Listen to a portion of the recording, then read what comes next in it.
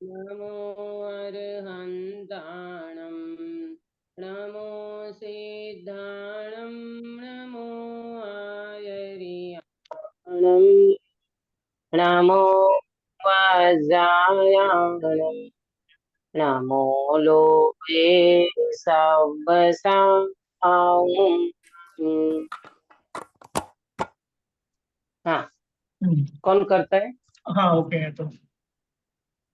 मंगलमय मंगल करण वीतराग विज्ञान नमो ताहि जाते भये अरहंतादि महान करि मंगल करि हो महा ग्रंथ करन को काज जाते मिले समाज सब पावे निज पद राज सो निज भाव सदा सुखद अपनो करो प्रकाश जो बहुविधि भव दुखी निको करिहे सत्तानाश जो बहुविधि भव दुख निको करिए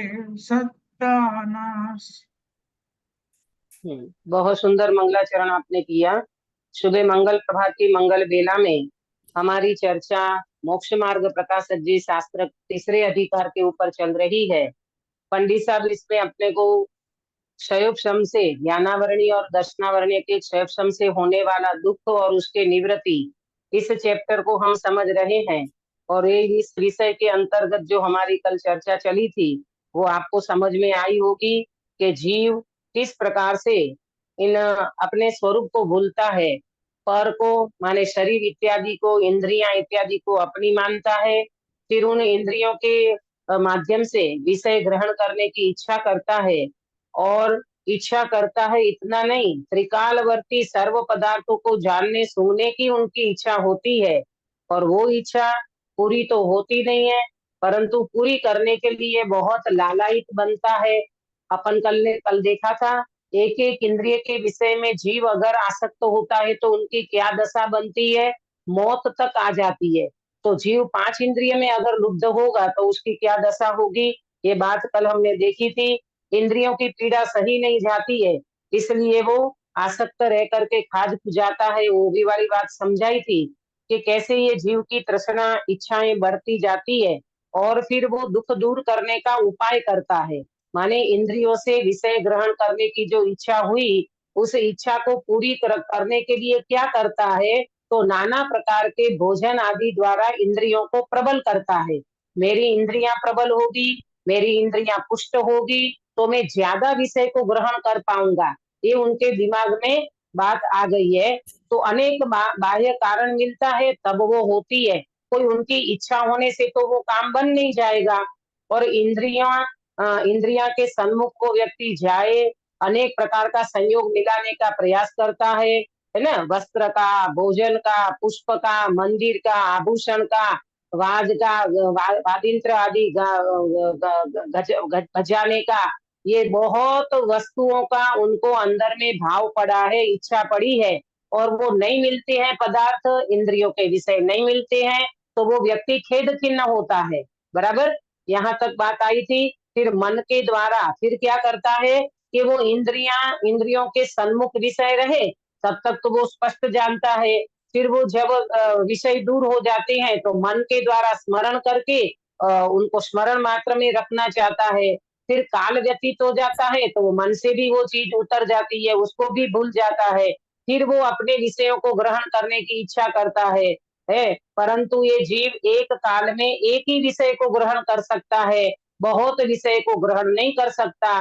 तो कैसे वो व्यक्ति सुखी हो जाएगा, तो क्या करता है, झपट्टे मारता है, जल्दी जल्दी जल्दी जल्दी भोगों को मैं भोगूं, विषयों को मैं भोगूं, और इन विषयों के बारे में झपट्टे मारता है।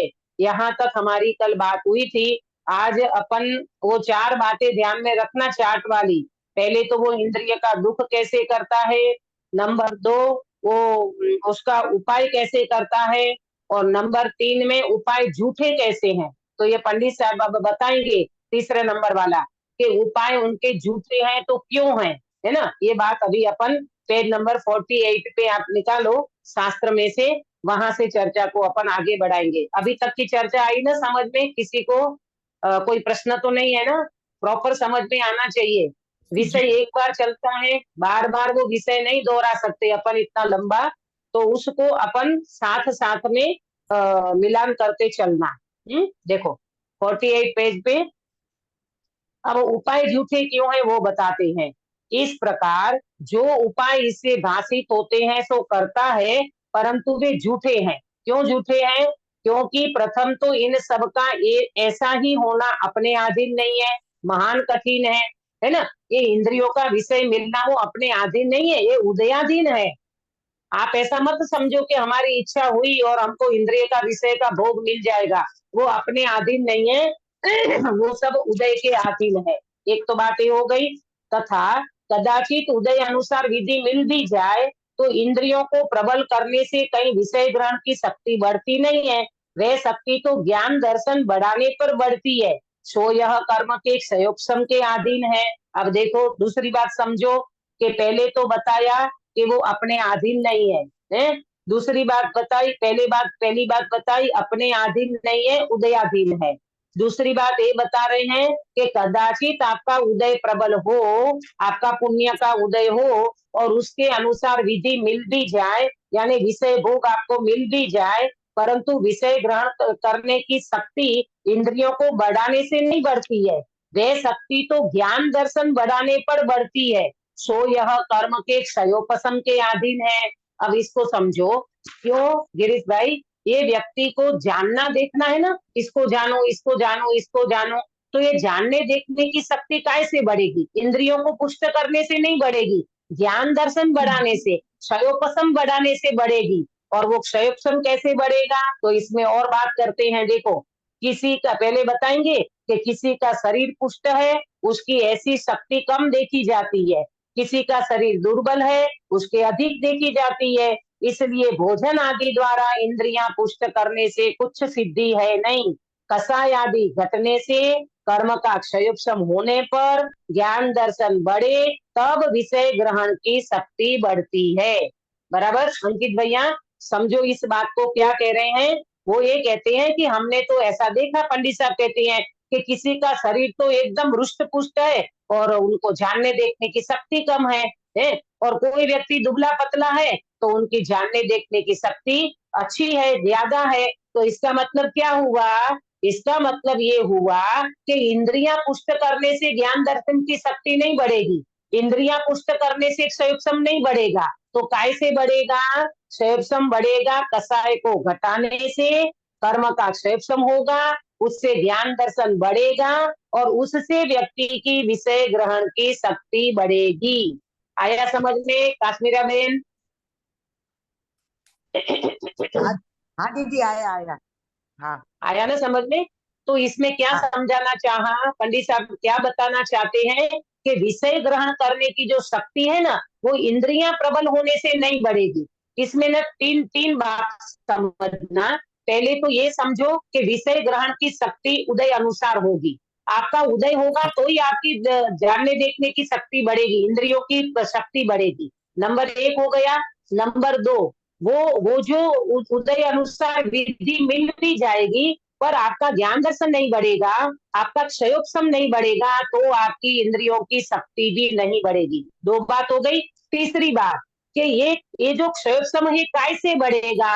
एक क्षयोपशम इंद्रियों को पुष्ट करने से नहीं बढ़ेगा, ये जो क्षयोपशम है वो कषाय आदि घटेगा, ज्ञान दर्शन बढ़ेगा, तब क्षयोपशम बढ़ेगा, क्षयोपशम बढ़ेगा तो ज्ञान दर्शन में वृद्धि होगी और ज्ञान दर्शन बढ़ेगा तो विषय ग्रहण करने की शक्ति बढ़ेगी। ये तीन बात आप प्रॉपर समझ लेना। आया समझ में नलिनी बेन आपको? हाँ दीदी, जी दीदी। विषय ग्रहण करना मतलब 5 इंद्रियों के विषय की शक्ति बढ़ेगी ऐसा? हाँ, पांच इंद्रिय का विषय का मतलब क्या है मालूम? इसको पहले आया ना कि मैं तीन लोक को जानूं, मैं सर्व को जानूं, सर्व को देखूं। तो ये जानना देखना तो ज्ञान दर्शन का काम है। तो इंद्रियों की शक्ति बढ़ने से कोई तुम्हारा ज्ञान दर्शन नहीं बढ़ जाएगा। मैं सबको जानूं, सबको देखूं, मैं दूर दूर की वस्तु को देखना चाहता हूँ, मैं दूर दूर की वस्तुओं को जानना चाहता हूँ। लेकिन ये जानना देखना बढ़ेगा कैसे? इंद्रियों को पुष्ट करने से नहीं। ज्ञान दर्शन बढ़ेगा कसाय आदि को कम करने से, इच्छाएं कम करने से, मोह को दूर करने से आपका ज्ञान दर्शन बढ़ेगा। और ज्ञान दर्शन बढ़ेगा तो ये जानने देखने की शक्ति भी तो बढ़ेगी ना। जानना देखना तो ज्ञान का कार्य है ना, ज्ञान दर्शन का। तो ये ज्ञान दर्शन कसाय को घटाने से, मोह को घटाने से बढ़ेगा। ये तुम्हारा इंद्रियों को पुष्ट करने से, बादाम खाने से आंख की शक्ति बढ़ जाएगी क्या? नहीं बढ़ेगी। आप ये मत भ्रम में मत लेना कि बादाम खाएंगे तो दिमाग चलेगा। कोई जरूरी नहीं है। गरीब घर का बच्चा कोई बादाम नहीं खाता और वो इंजीनियर बन जाता है। मोदी जी चाय बेचने वाले आज प्रधानमंत्री बनकर के बैठे हैं। ये सारा उदयाधीन खेल है प्रभु। ये पुण्य पाप के उदय का खेल है। इंद्रियों को पुष्ट करने से कुछ भी नहीं होता। ये बात बिल्कुल फैक्ट है। और उससे जानने देखने की शक्ति नहीं बढ़ेगी। आप देखो ना, मुनि राज जो होते हैं, मुनि राज को अवधि ज्ञान हो जाता है। ऐसे दुबले पतले मुनि राज बिल्कुल सूखा आहार लेते हैं तो भी उनको अवधि ज्ञान हो जाता है, आत्मज्ञान हो जाता है, मन प्रयोग ज्ञान हो जाता है। और 8 साल के बच्चे को भगवान के समोसरण में मुनि दीक्षा अंगीकार करते हैं, केवल ज्ञान हो जाता है। तो ये कैसे हुआ? इंद्रियों को बढ़ाने से हुआ, इंद्रियों की शक्ति बढ़ाने से हुआ, कि अंदर में ज्ञान दर्शन बढ़ाने से हुआ? बोलो प्रेमलता जी। ज्ञान दर्शन बढ़ाने से। ज्ञान दर्शन बढ़ाने से। हाँ, तो ज्ञान दर्शन का पहले ये बात समझो, ज्ञान दर्शन कैसे बढ़ेगा? ज्ञान दर्शन मोह को दूर करने से, कषाय आदि को दूर करने से, आत्मा की दृष्टि करने से ज्ञान दर्शन बढ़ेगा। तुम्हारा जानना देखना जो स्वभाव है, वो जानना देखना स्वभाव आत्मा की दृष्टि करने से बढ़ेगा। कोई इंद्रियों को पुष्ट करने से नहीं बढ़ेगा। इतनी बात सबको समझ में आई? तो आगे बढ़ू। रायचंद जी भी कैसे थे? क्या? हाँ, रायचंद जी भी बराबर है। श्रीमद राजचंद्र जी भी कैसे दुबले पतले थे। उनको तो मालूम है 7 साल की उम्र में जाति स्मरण ज्ञान हो गया था, और 24 साल की उम्र में सम्यक दर्शन हो गया था। और उसके बाद कृपाणु देव की इतनी अंदर की शक्ति, माने इतना जानना देखना जो अपन कहे जिसको, वो ऐसा बढ़ गया था कि वो दूधी को छुए बिना, ऐसा था कृपाणु देव का ज्ञान, दूधी को छुए बिना दूर से बता देते थे कि इस लौकी में, ये लौकी की सब्जी में नमक ज्यादा है। और श्रुत ज्ञान की भी इतनी निर्मलता थी कि एक भाई को बताया था ना, एक भाई को, कि तुम इस पत्नी के ऊपर इतना गुस्सा क्यों करते हो? ये तो 8 भव में मोक्ष जाने वाली है, तुम इतना गुस्सा मत करो। वो टिफिन देने गई थी और उसको लेट हो गया था, वो वाली घटना। ऐसे कहने का मतलब ये है, हर कोई ज्ञानी जीव का अगर ज्ञान दर्शन बढ़ता है तो मोह का मिटाने से, मोह को उपशम करने से, क्षय करने से, कसाय आदि घटने से बढ़ता है। ज्ञान दर्शन की शक्ति इंद्रियों को प्रबल करने से नहीं बढ़ती है। ये बात आपको समझ में आई पंकज भाई? हाँ जी, हाँ जी, है ना, समझ में आया ना? हाँ जी, हाँ जी। अब हाँ, अब आगे बढ़ेंगे 48 पेज पे, छेला पैराग्राफ। अब क्या कहते हैं? तथा विषयों का जो संयोग मिलाता है वह बहुत काल तक नहीं रहता, अथवा सर्व विषयों का संयोग मिलता ही नहीं है। देखो, विषय, 2 बात समझना। एक तो विषय का संयोग बहुत काल तक रहता नहीं है, और दूसरा उसका जो सर्व विषयों का संयोग नहीं मिलता, इसीलिए आकुलता बनी ही रहती है। पहले तो विषयों का संयोग मिलता नहीं है, मिलता है तो बहुत काल तक टिकता नहीं है। जैसे पुण्य के उदय से मिलेगा ना, ये सारे इंद्रिय का विषय भोग कहें, इंद्रियों का विषय कहें, ये जीव को पुण्य के उदय से मिलता है। तो वो पहले तो इतना मिलता नहीं है, और मिलता है तो ज्यादा देर तक टिकता नहीं है, और ज्यादा देर तक नहीं टिका तो वो व्यक्ति आकुलित बना रहेगा। बराबर। तथा उन विषयों को अपने अधीन रखकर शीघ्र शीघ्र ग्रहण करता है, किंतु वे अधीन रहते नहीं है। वे भिन्न द्रव्य तो अपने अधीन परिणमित होते हैं या कर्मोदय के अधीन है।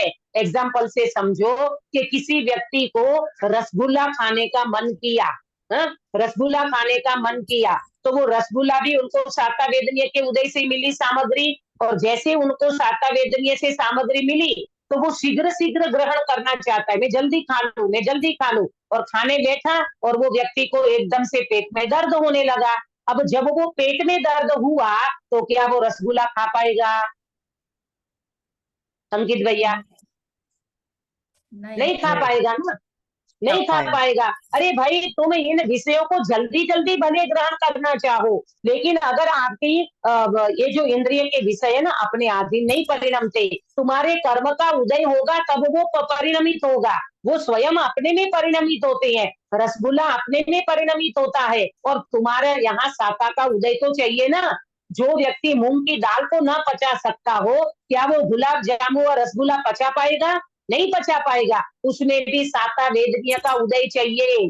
तुम्हारा साता वेदनीय का उदय नहीं होगा तो मूंग की दाल भी नहीं पचेगी, और साता वेदनीय का उदय होगा तो भारी हलवा भी मूंग की दाल का पचा लोगे। ये सब उदयाधीन परिस्थितियां हैं, कर्म के अधीन परिस्थितियां हैं, तुम्हारे हाथ में कुछ भी नहीं है। बराबर?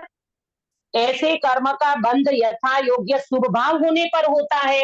देखो देखो गिरीश भाई, ये शुभ भाव होने पर साता वेदनीय कैसे बनता है? किसी को तुम असाता पहुंचाओगे तो तुम्हारा साता वेदनीय नहीं बंधेगा। आया समझ में? और दूसरी बात, तुम ये इंद्रियों में इतनी तृष्णा और इच्छाएं रखोगे, उससे भी साता वेदनीय नहीं बंधेगा।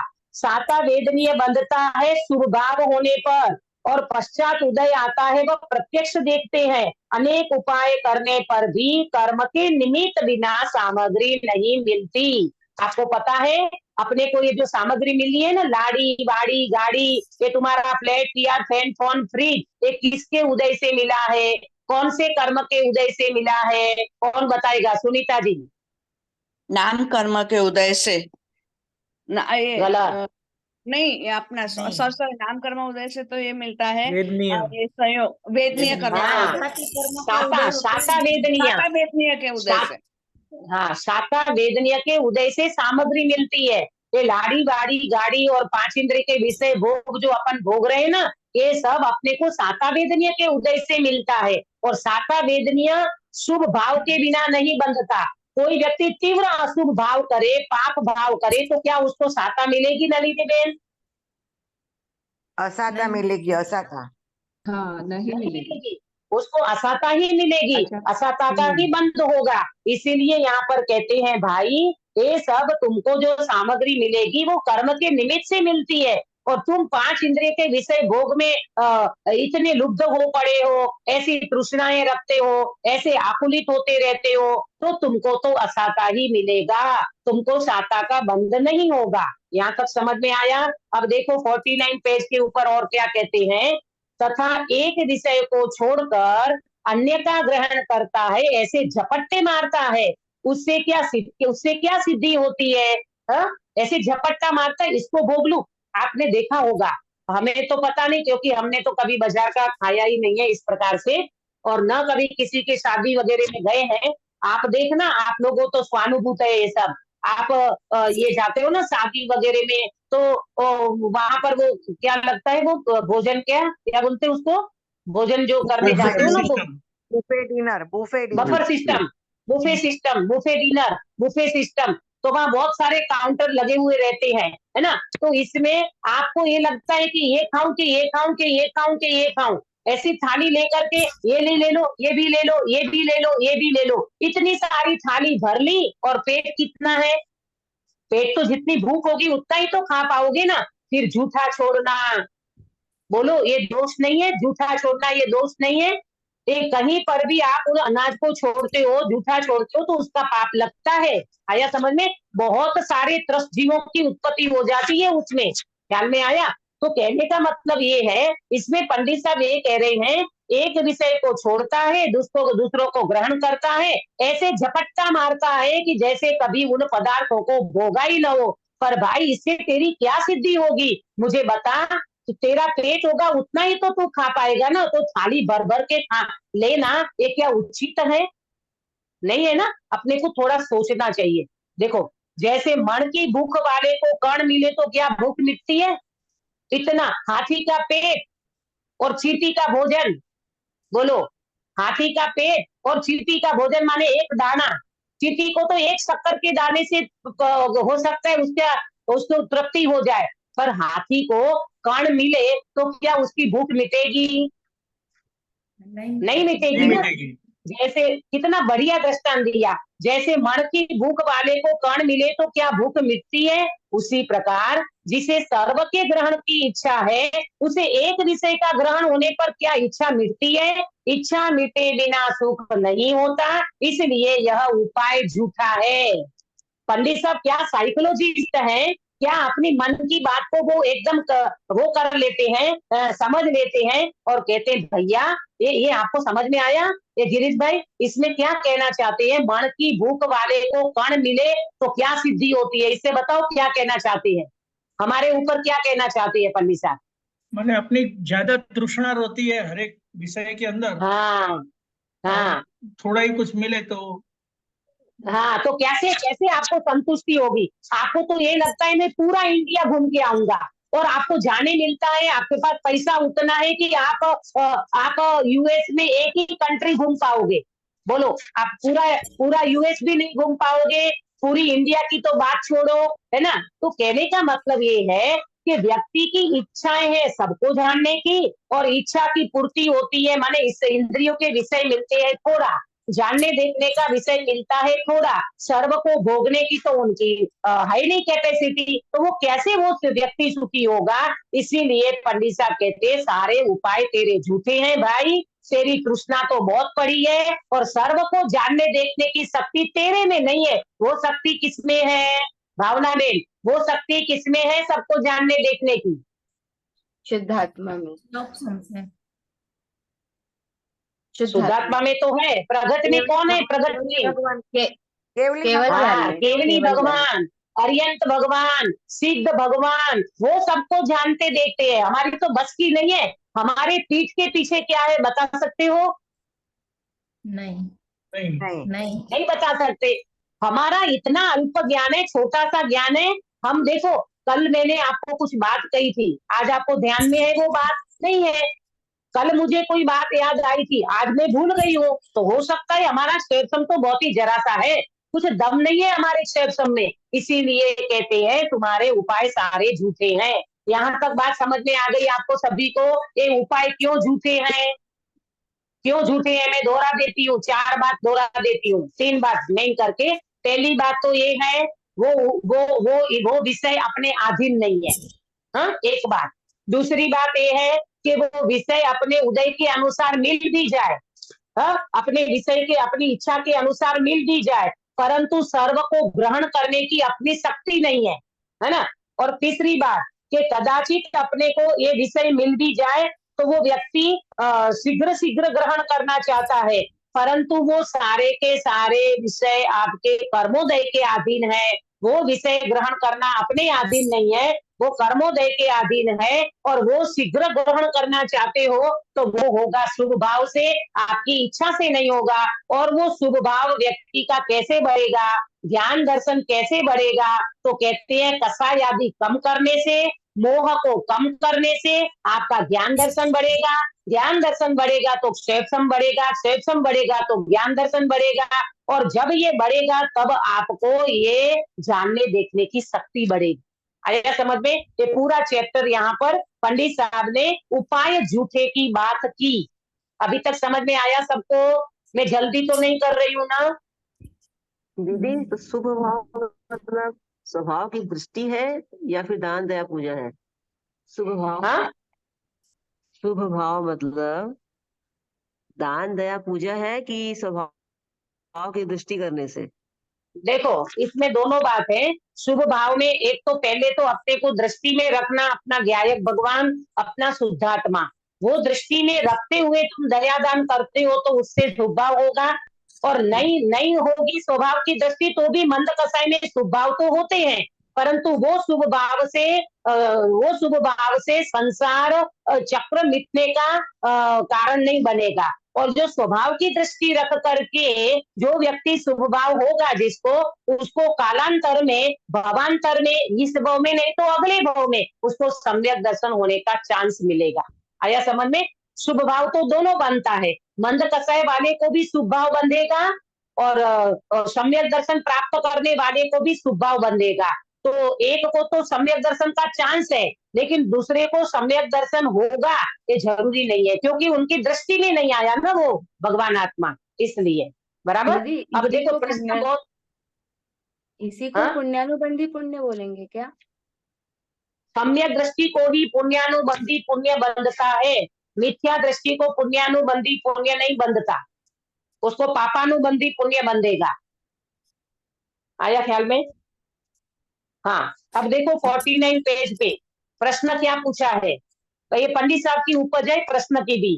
कोई पूछता है कि इस उपाय से तो कई जीव सुखी देखे जाते हैं, सर्व का झूठ कैसे कहते हो?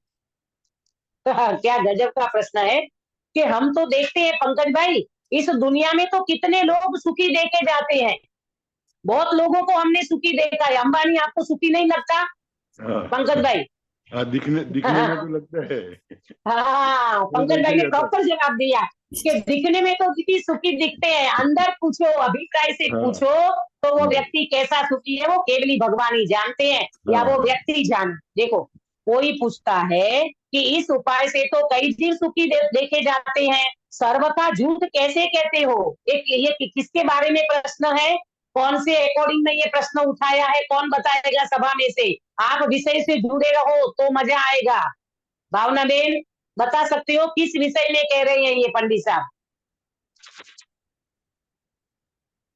जो इंद्रिय सुख से सुखी होना मानते हैं उनके लिए। हाँ, जो इंद्रिय सुख से सुखी होना मानते हैं, इंद्रियों का विषय ग्रहण करने से मैं सुखी होगा, और उसके लिए जो उपाय किया वो उपाय झूठा है, ऐसा पंडित साहब ने बताया। वो बात 3 बात मैंने जो दोहरा दी, अपने अधीन नहीं है ना, और अधीन भी हो तो भी सर्व को जाने सको ऐसा है नहीं, और जानने देखने की शक्ति को शीघ्र ग्रहण करते हो, लेकिन वो तो कर्म के अधीन है, और वो भी इंद्रिय का विषय तो आपको कैसे मिलेगा?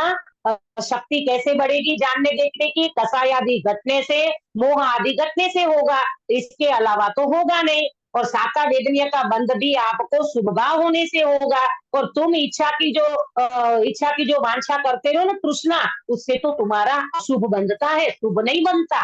आया समझ में? ये सारी बातें जब पंडित साहब ने कही तो पंडित साहब ने ही प्रश्न उठाया है, हम तो जगत में ऐसे कई व्यक्ति को सुखी देखते हैं जो इंद्रिय के विषय भोग से सुखी देखे जाते हैं, आप उनको सर्वथा झूठा कैसे कहते हो? प्रश्न समझ में आया? अब उत्तर, समाधान, सुखी तो नहीं होते हैं, भ्रम से सुख मानते हैं।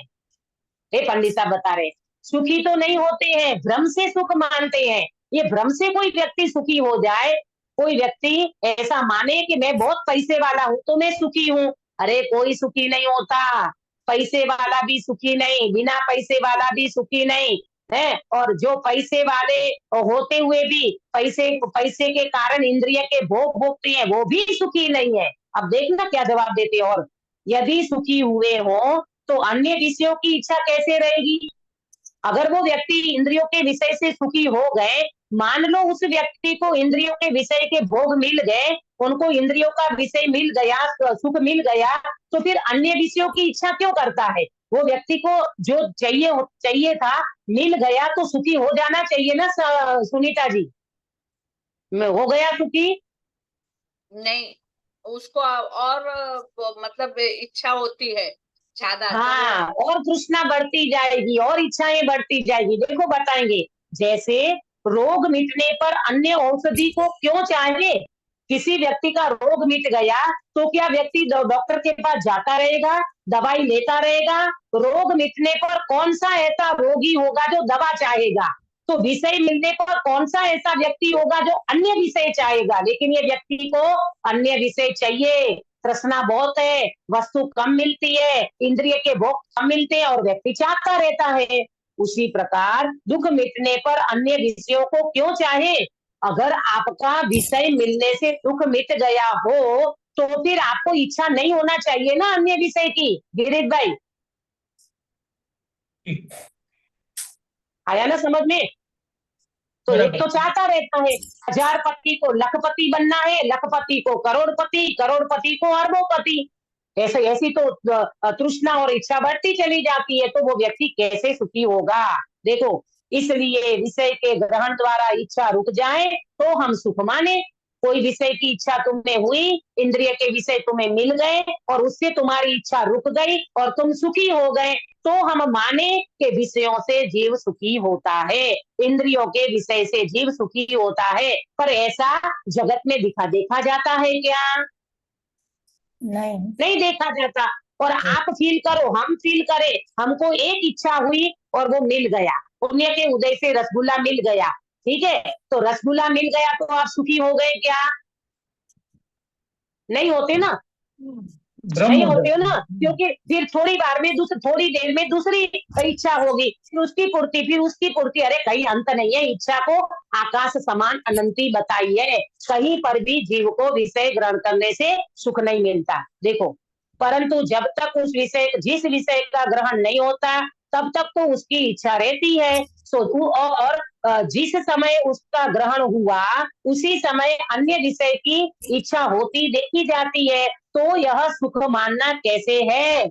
एक विषय को ग्रहण किया, उससे वो व्यक्ति ने अपने को तृप्त मानने का प्रयास किया, इतने में दूसरी इच्छा उत्पन्न हो गई, वो दूसरी को पूर्ति करने को जाता है। इच्छाएं तो एक के बाद एक के बाद एक के बाद एक के बाद बढ़ती चली जाती है और वो व्यक्ति को सारी इच्छाएं पूरी नहीं होती। जैसे कोई महासुधावान रंग उसको एक अन्न का कण मिला, उसका भक्षण करके चैन माने, उसी प्रकार यहाँ महातृष्णावान उसको एक विषय का निमित्त मिला, उसका ग्रहण करके सुख मानता है, परमार्थ से सुख नहीं है। ये भ्रांति है हमारी। हमने थोड़ी इच्छा की, मतलब हमको एक विषय की ग्रहण करने की इच्छा की और वो विषय की इच्छा मिल गई, वो तृप्ति हो गई थोड़ी देर के लिए, तो हम मानते हैं कि हम सुखी हैं। परमार्थ से वो जीव सुखी नहीं है। थोड़ी देर के बाद फिर से विषय की इच्छा होगी और वो व्यक्ति को फिर से आकुलता होगी, फिर से विषय ग्रहण की इच्छा होगी, और वो मिलना तुम्हारे उदयाधीन है, तुम्हारे हाथ में नहीं है। इसीलिए वो व्यक्ति निरंतर दुखी बना रहता है और सुखी मानता है, वो भ्रम है। बराबर, यहाँ तक की बात समझ में आई। अब दूसरा प्रश्न, कोई कहे कि जिस प्रकार कण कण करके अपनी भूख मिटाए, उसी प्रकार एक एक विषय का ग्रहण करके अपनी इच्छा पूर्ण करे, तो दोष क्या? ये कोई कम नहीं है पंडित, ये पंडित साहब की उपज है प्रश्न उठाने की। अपने को तो इतनी बुद्धि ही नहीं चलती, इसलिए पंडित साहब इतने मास्टर थे, खुद प्रश्न उठाते हैं और खुद जवाब देते हैं। क्या प्रश्न उठाया पंकज भाई, क्या प्रश्न उठाया? एक एक करके कण कण करके अपनी भूख मिटा है, हाँ, उसी प्रकार एक एक विषय का ग्रहण करके अपनी इच्छा पूर्ण करे, तो दोष क्या तो है? उसमें क्या दोष है ना? कोई व्यक्ति कण कण करके, ये चकली वगैरह होती है ना, चिड़िया वगैरह, एक एक कण ला करके अपने बच्चे को खिलाती है, फिर जाती है, फिर लाती है, फिर जाती है, फिर लाती है, इस प्रकार से अपना पेट भर लेती है। तो ये कहती है एक एक कण कण करके हम अपनी भूख मिटाएं, है तो ऐसे हम विषय को, एक एक विषय को ग्रहण करके हम अपनी इच्छा को पूर्ण कर ले, तो उसमें क्या दोष है? अब प्रश्न आया प्रॉपर समझ में पंकज भाई? हाँ जी आ गया। आया ना? अब देखो उत्तर देखो, यदि वे कण एकत्रित हो तो ऐसा ही मान ले, परंतु जब दूसरा कण मिलता है तब पहले कण का निर्गमन हो जाए तो कैसे भूख मिटेगी? इसका आंसर मुझे कौन देगा? किसको समझ में आया? ये निर्गमन क्या होता है? मतलब इच्छा की पूर्ति। भूल जाते हैं हम, भूल गए जो संतोष इच्छा नहीं हुआ मतलब और हाँ, कास्टेरा मैम बोलो। पहली हाँ? इच्छा से भी मन नहीं भरा, मतलब संतोष नहीं हुआ तो फिर देखो देखो, ऐसा कह रहे हैं इसमें कि वो ये कह रहे हैं कि परंतु जब यदि वे कण एकत्रित हो तो ऐसा ही मान ले, माने यहाँ भूख के ऊपर लेना पहले तो, कि किसी व्यक्ति को भूख लगी है और वो कण एकत्रित कर रहा है और पूरा कण एकत्रित हो जाए तब तो ऐसा मान ले, परंतु जब दूसरा कण मिलता है तब पहले कण का निर्गमन हो जाए तो वो कैसे भूख मिटेगी? सपोज करो किसी व्यक्ति को एक कौर मिला, एक ग्रास मिला, बराबर, और उन्हें अपनी भूख मिटाने के लिए वो कण को अंदर में, वो ग्रास को अंदर में ग्रहण किया। अब वो ग्रास तो तुम्हारे पेट में गया, चबा करके पेट में गया, और कालांतर में थोड़े 4-6 घंटे में उसका निर्गमन हो गया, उसका तो विष्टा हो गया। अब वो व्यक्ति तो भूखा रह गया ना, उसको तो एक ही कौर मिला, तो क्या हो गया, पहले कण का तो निर्गमन हो जाए तो कैसे भूख मिटेगी। वो एक कण मिला और वो अंदर गया और वो चबा करके तो वो चला गया। अब वो व्यक्ति को फिर से तो इच्छा होगी ना, एक कण से क्या उसकी भूख मिट जाएगी क्या, और वो कण तो चला गया, वो तो निर्गमन हो गया, वो तो नष्ट हो गया। उसी प्रकार जानने में विषयों का ग्रहण एकत्रित होता जाए तो इच्छा पूर्ण हो जाए। अब सुनना ध्यान से, ये जानने का जो विषय है ना, वो हमारे ग्रहण करके रखे जाएं, माने जितना हमको जानना है वो सारे विषय हमारे ग्रहण करके हम रखे जाए, तब तो इच्छा पूर्ण हो जाए। परंतु जब दूसरा विषय ग्रहण करता है, तब पूर्व में जो विषय ग्रहण किया था उसका जानना नहीं रहता। समझो प्रॉपर समझो।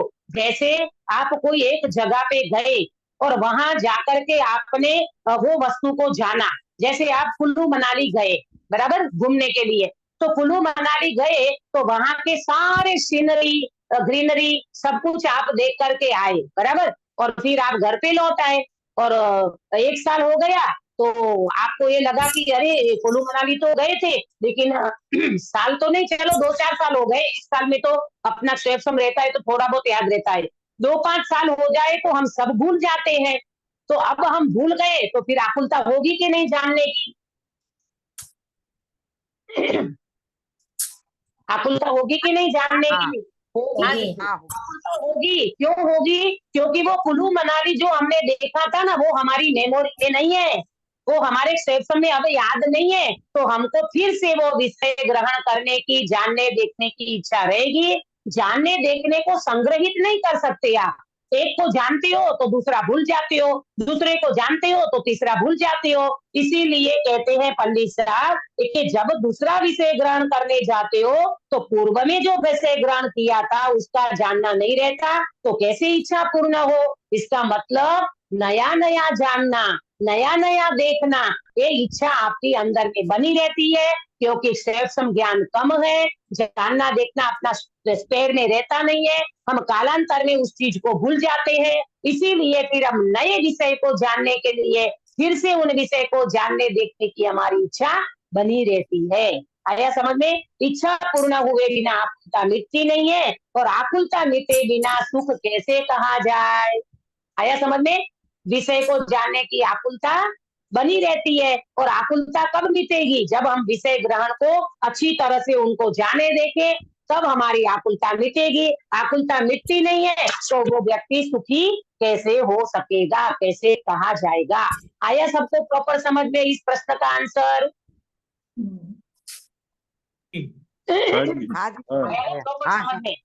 हाँ दीदी, बराबर। हाँ, तथा एक विषय का ग्रहण भी, मैं आपको इसका थोड़ा क्वेश्चन आंसर बना करके आपको बताऊंगी, क्योंकि मैं आपको अभी लिखा नहीं पा रही हूँ ना, तो आपको ये लगेगा जब आप क्विज लोगे तब क्या करेंगे? कुछ नहीं करोगे। इसके लिए अपन बहुत सरल उपाय करेंगे, आप चिंता नहीं करो, प्रॉपर विषय को समझ लो। अगर आपके दिमाग में ये बात प्रॉपर बैठ जाएगी ना, फिर आपको जवाब देने में जरा भी वो नहीं रहेगा, है ना? देखो, तथा एक विषय का ग्रहण भी मिथ्या दर्शन आदि के सद्भाव पूर्वक करता है। मिथ्या दर्शन, अज्ञान और असंयम, ये 3 तो साथ में रखना, ये पहले से लेकर के अंत तक ये बात आएगी। मिथ्या दर्शन, अज्ञान और असंयम, इसके सद्भाव पूर्वक वो विषय को ग्रहण करता है, इसलिए आगामी अनेक दुखों का कारण कर्म बंधते हैं। इसलिए ये वर्तमान में सुख नहीं है, आगामी सुख का कारण नहीं है, इसलिए दुख ही है। और प्रवचन सार की गाथा का 76 नंबर की गाथा का रेफरेंस दे रहे हैं कि ये इंद्रिय सुख वास्तव में दुख क्यों है। आपको समझ में आया कि विषय ग्रहण करने का 3 कारण बताया, अंदर में वो झेर पड़ा है, मिथ्या दर्शन, अज्ञान और असंयम।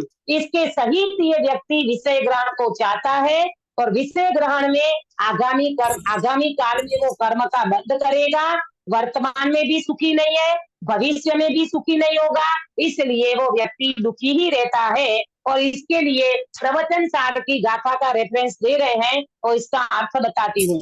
ये क्या है इस गाथा का अर्थ? जो इंद्रियों से प्राप्त किया सुख है वह पराधीन है। आपको नोट करना हो तो कर लो। नंबर 1 इंद्रिय सुख पराधीन है। नंबर 2 बाधा सहित है, माने वो आपको बीच में बाधा डालता है। नंबर 3 विनाशिक है। नंबर 4 बंध का कारण है और नंबर 5 विषम है। विषम माने एक समान नहीं रहता, है ना? आया समझ में? इंद्रिय के सुख कैसे हैं? गिरीश भाई बोलो 5 बार। हाँ, जो पराधीन है, बाधा सहित पराधीन है, है, बाधा सहित है, विनाशक है, विनाशिक है, बंध का कारण है, बंध और का विषम कारण है। है और विषम है। ये 5 बात को अगर आप समझ लोगे ना तो आपको बिल्कुल जवाब आ गया कि इंद्रिय सुख कहीं से भी सुख का कारण नहीं है, वो वास्तव में दुख का ही कारण है। देखो एक तो पराधीन है, बराबर। अभी मैं चश्मे से आपको देख रही हूँ, अगर मैं चश्मा घर पे भूल के आती ना तो मैं 2 अक्षर नहीं पढ़ पाती, न मैं आपको पढ़ा पाती, मुझे आपका चेहरा भी स्पष्ट नहीं दिखता, मैं पढ़ भी नहीं पाती। तो बताओ इंद्रिय ज्ञान पराधीन है कि नहीं? बराबर। इंद्रिय ज्ञान बाधा सहित है, वो बीच में बाधा डाल देता है। अभी ये करते करते नेट चला गया तो बोलो हमारी क्लास हो पाएगी? नहीं हो पाएगी, बराबर। बाधा सहित है। तीसरा विनाशिक है। ये परमानेंट रहता है क्या सुनीता जी? ये इंद्रिय के भोग परमानेंट रहती है? इंद्रिय सुख नहीं नहीं नहीं नहीं नहीं रहते हैं, इसलिए विनाशिक है और बंध का कारण है। इंद्रिय सुख को भोगने वाला व्यक्ति कर्म को बांधता है कि कर्म को छोड़ता है? बांधता है, बांधता है। कर्म को बांधता है, इसलिए वो बंध का कारण है। और विषम है, एक समान नहीं रहता, है ना? ऊपर चढ़ा ऊंचे नीचे पुण्य पापा उदय रहता है, एक सरखा नहीं मिलता। ऐसा सुख इस प्रकार दुख ही है, इसीलिए इंद्रिय सुख सुख नहीं है। अभी 2-3 मिनट में अपन ये चैप्टर को पूरा करेंगे तो क्या है, अपना ये ज्ञानावरणीय दर्शनावरणीय का चैप्टर पूरा हो जाएगा, है ना? देखो इस प्रकार इस संसारी जीव द्वारा किए उपाय झूठे जानना। कौन सा उपाय? इंद्रिय सुख को मिलाने का उपाय, इंद्रिय सुख से सुखी मानने का उपाय झूठा है, बराबर। ये झूठा, ये तो वो 4 बातें थी ना, वो उसमें तीसरे नंबर की बात पूरी हो गई। ये उपाय झूठे क्यों है, वो चार्ट वाला उसमें से ये पूरा हो गया। अब चौथा, तो सच्चा उपाय क्या है? वो चार्ट वाला चौथा बिंदु, सच्चा उपाय क्या है? तो सच्चा उपाय क्या है अब बताते हैं। जब इच्छा तो दूर हो जाए और सर्व विषयों का युगपत ग्रहण बना रहे तब यह दुख मिटे। सच्चा उपाय क्या है? इच्छा दूर हो जाए और सारे विषयों को युगपत माने एक साथ हम ग्रहण कर सके तब हमारा दुख मिटे। ये कब होगा? कौन बताएगा सभा में से? कब होगा?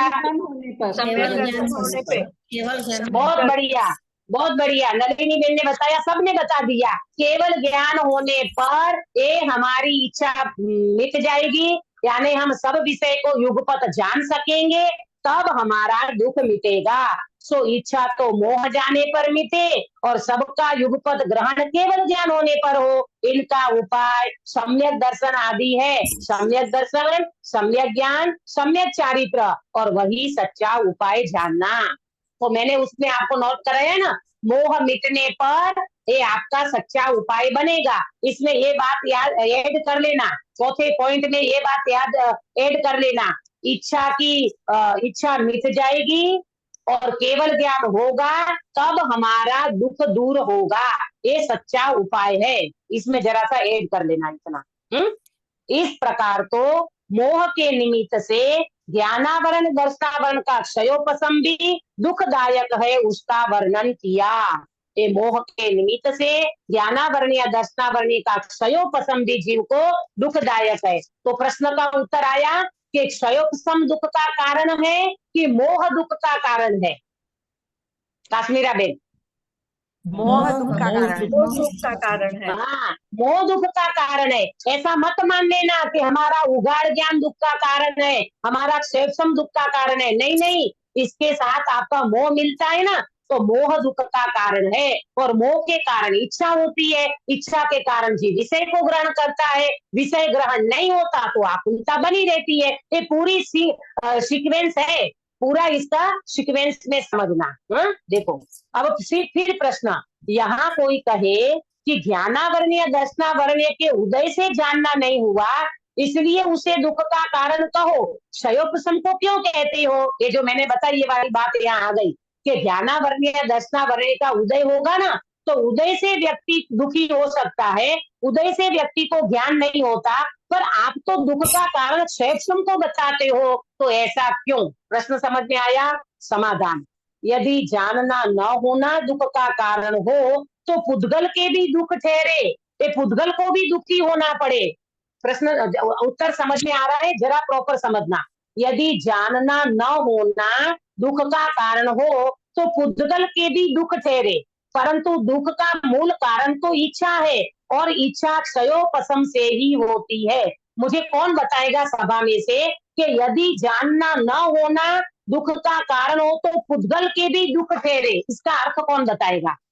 पुद्गल जड़ है, पुद्गल में ज्ञान दर्शन है ही नहीं।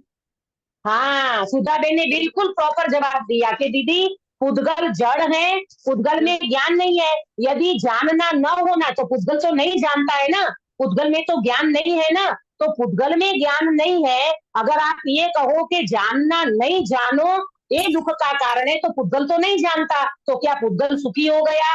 अथवा तो पुद्गल को दुखी ठहराना पड़ेगा, तो ऐसा तो है नहीं। तो फिर कैसे दुख होता है? दुख का मूल कारण तो इच्छा है और इच्छा क्षयोपशम से ही होती है। अब देखो अगर आपका क्षयोपशम ज्ञान नहीं हो ना तो आपको जानने देखने की इच्छा भी नहीं होगी। आया समझ में? पुद्गल को कोई इच्छा नहीं होती है, ये हमारा क्षयोपशम ज्ञान है ना उससे इच्छा होती है। हाँ, एक क्षयोपशम ज्ञान में ऐड किसको करना? ऐड किसको करना? मोह को, तीन, मोह को मिथ्या दर्शन, अज्ञान और असंयम, और तीन को एक शब्द में कहो तो मोह।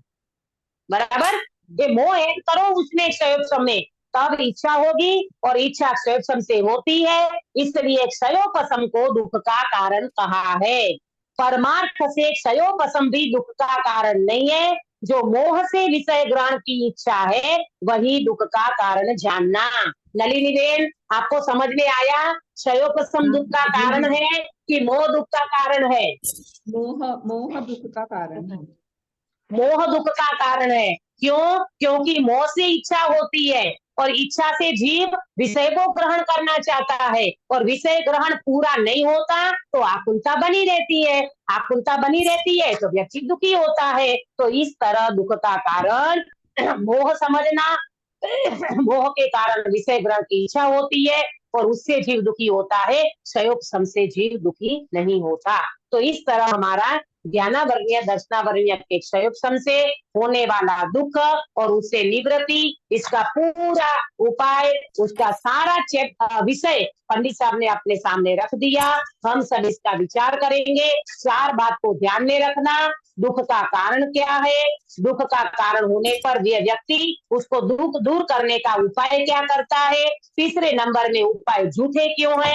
और चौथे नंबर में सच्चा उपाय क्या है? इसकी सारी चर्चा हमने कर ली है। आप थोड़ा इसको और दोबारा पढ़ लेना तो क्लियर हो जाएगा, नहीं होवे तो प्रश्न पूछना तो उससे ये बात क्लियर हो जाएगी। ठीक है, अभी एक सूचना मुझे आपको देना है, कल रविवार है, अपनी क्लास बंद रहेगी। ठीक है, मेरा विकल्प ये है, अगर अपने को क्लास को चलाना हो, आपके ऊपर है, मेरा कोई फोर्स नहीं है।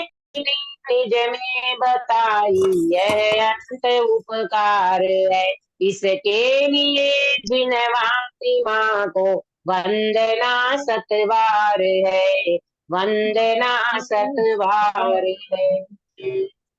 हाँ, सुनीता जी गायो सर्व कराओगे? हाँ जी।